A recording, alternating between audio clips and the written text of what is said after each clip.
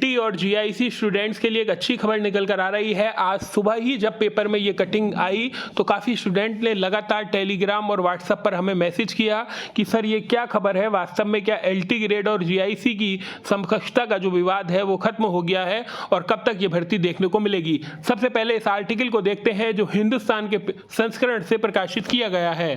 तो ये है वो आर्टिकल, लिखा है शिक्षकों की अहर्ता पर लगी मोहर, भर्ती का रास्ता साफ। तो कुल मिलाकर इस चीज में, इस पूरे आर्टिकल में यही कहा गया है कि जो एलटी ग्रेड की सदस्यता टीम बनाई गई थी समकक्ष निर्धारण की, उसकी जो रिपोर्ट है वो बंद लिफाफे में शासन को सौंप दी गई है।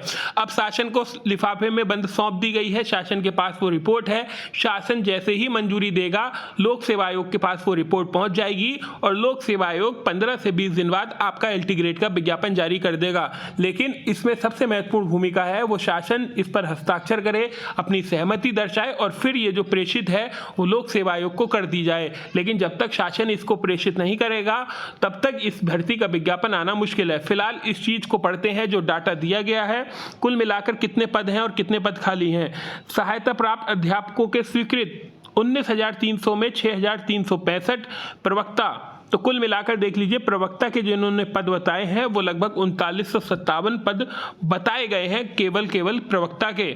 और कुल मिलाकर बहुत अच्छी चीज है, 6000 के आसपास इन्होंने एलटी ग्रेड के पद बताए हैं, तो कुल मिलाकर 9000 पद होंगे।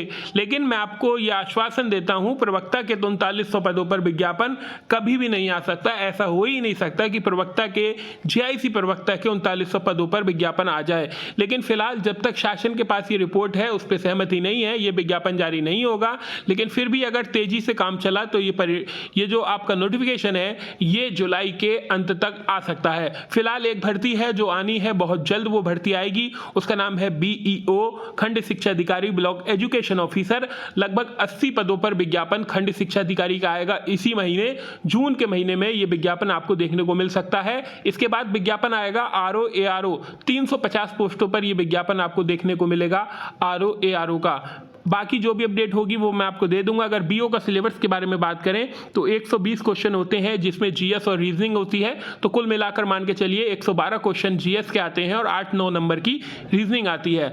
एआरओ और आरओ के सिलेबस की बात करें तो 60 नंबर हिंदी के होते हैं और 140 क्वेश्चन जीएस के होते हैं। 200 में से लगभग 135 क्वेश्चन पर मेरिट जाती है आरओ एआरओ की।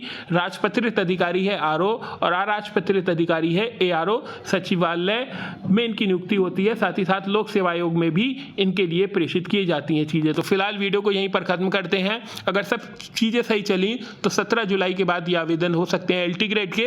लेकिन बीओ का विज्ञापन आने की सूचना अभी है, इसी माह है 80 पदों के आसपास बीओ का विज्ञापन आ सकता है।